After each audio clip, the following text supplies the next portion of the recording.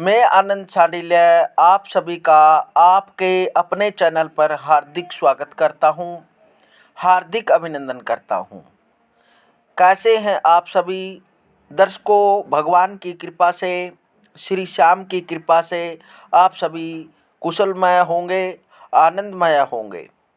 दर्शकों, आज की वीडियो में जानेंगे शिव कावड़ की क्या महिमा है और भगवान शंकर को किस प्रकार से प्रसन्न किया जाता है।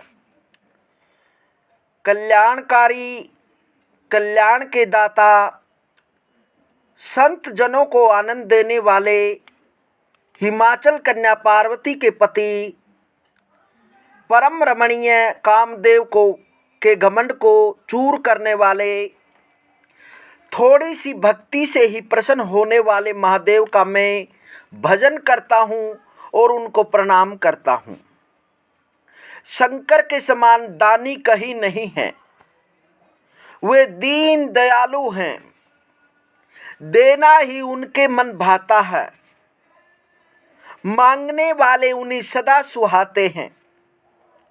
भोलेनाथ तो मोह अंधकार का नाश करने के लिए साक्षात सूर्य, मस्तक पर बिजली के समान चमकते हुए पिंगल वर्ण जटाजूट का मुकुट है तथा भगवान श्री हरि के चरणों से पवित्र हुई गंगा जी विराजमान हैं।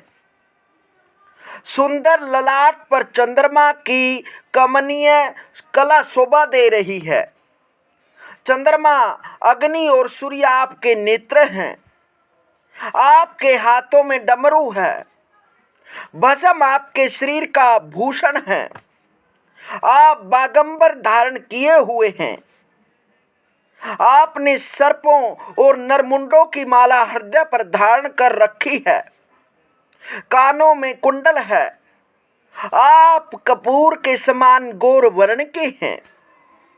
पार्वती जी के साथ आप विहार करते हैं। बैल आपकी सवारी है। आप काल के भी महाकाल हैं। कली काल रूपी सर्पों के लिए आप गरुड़ हैं।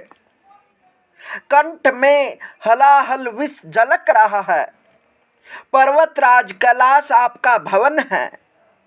उग्र होने पर भी आप मंगलमय हैं।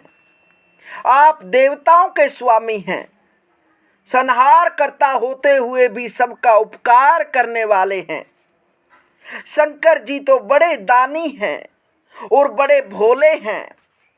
उनकी करुणा का इसी से पता चलता है कि समुद्र मंथन के समय जब कालकूट विष की ज्वाला से सब देवता और राक्षस जल उठे, तब भोलेनाथ देवों पर दया करने और उनके प्राणों की रक्षा के लिए तुरंत उस विष को पी गए। अपने भक्तों को जो कुछ भी मांगते हैं तुरंत दे देते हैं। जिन्होंने भस्मासुर को भस्म करने का वरदान मांगने पर बगैर सोचे तुरंत दे दिया, जिसके कारण वे स्वयं ही संकट में पड़ गए थे, क्योंकि राक्षस भस्मासुर उन्हीं को भस्म करने लगा था। शिवजी महाराज ओगड़ दानी हैं। थोड़ी सी सेवा से ही प्रसन्न हो जाते हैं। वे दोनों दिनों को हाथ जोड़े खड़ा नहीं देख सकते। उनकी मनोकामना शीघ्र पूरी कर देते हैं।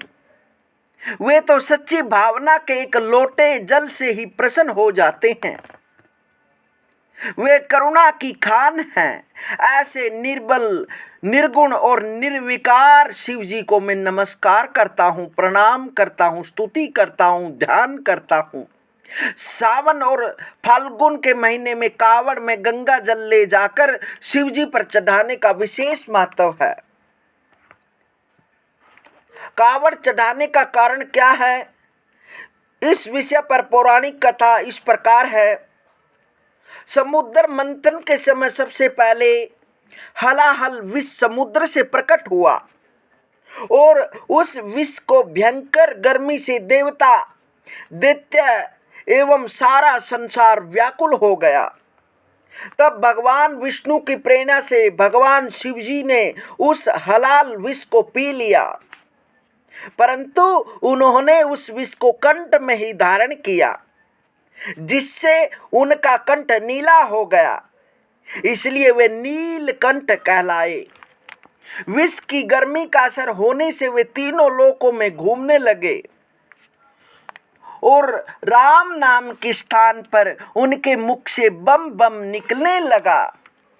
तब देवताओं ने विष की गर्मी को शांत करने के लिए शिव जी के मस्तक पर बहुत सा जल चढ़ाया और कालांतर में गंगा की स्थापना भगवान शिव के मस्तक पर कर की।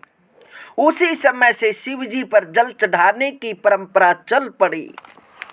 बाद में भगत जन पतित पावनी भागीरथी का जल कावड़ में भरकर पैदल लाकर आशुतोष भगवान पर चढ़ाने लगे और यह परंपरा चल पड़ी जो आज तक विराजमान है।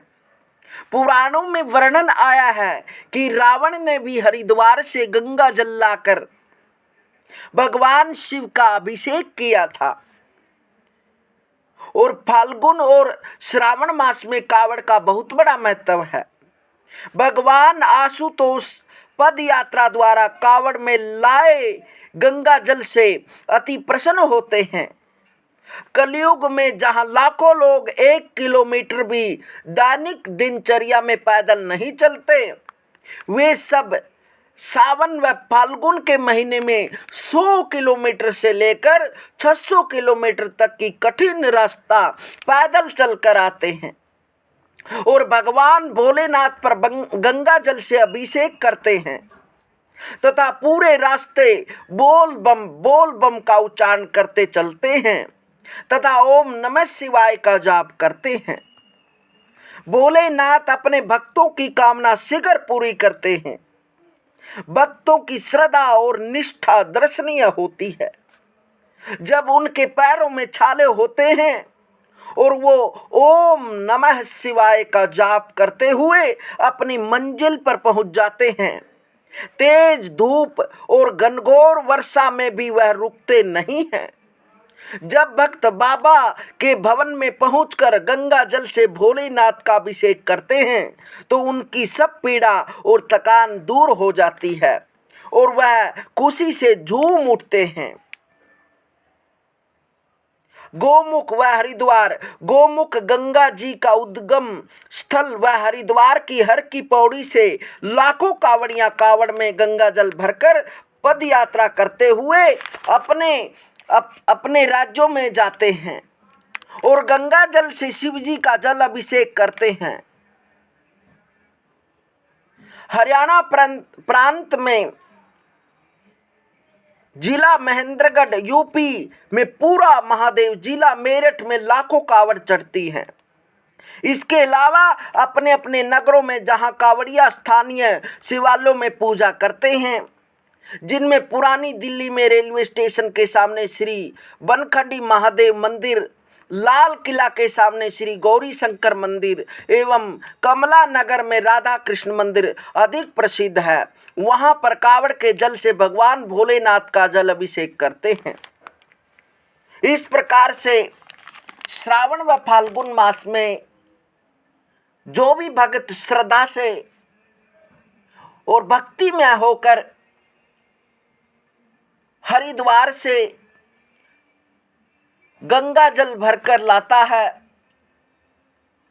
और पैदल यात्रा करके शिवरात्रि के दिन भगवान शंकर पर उस कावड़ में लाए गए जल से अभिषेक करता है, उसकी भोलेनाथ हर कामनाएं पूर्ण करते हैं और वह सदैव खुशमय जीवन जीते हैं, आनंद से जीवन जीते हैं। उनको किसी भी प्रकार का भय, रोग, दोष, कष्ट नहीं होता। उन भक्तों पर भगवान भोलेनाथ की असीम कृपा हो जाती है और ऐसे भक्तों को भगवान शंकर मन इच्छित मन चाया फल देते हैं। हरिओम हरिओम।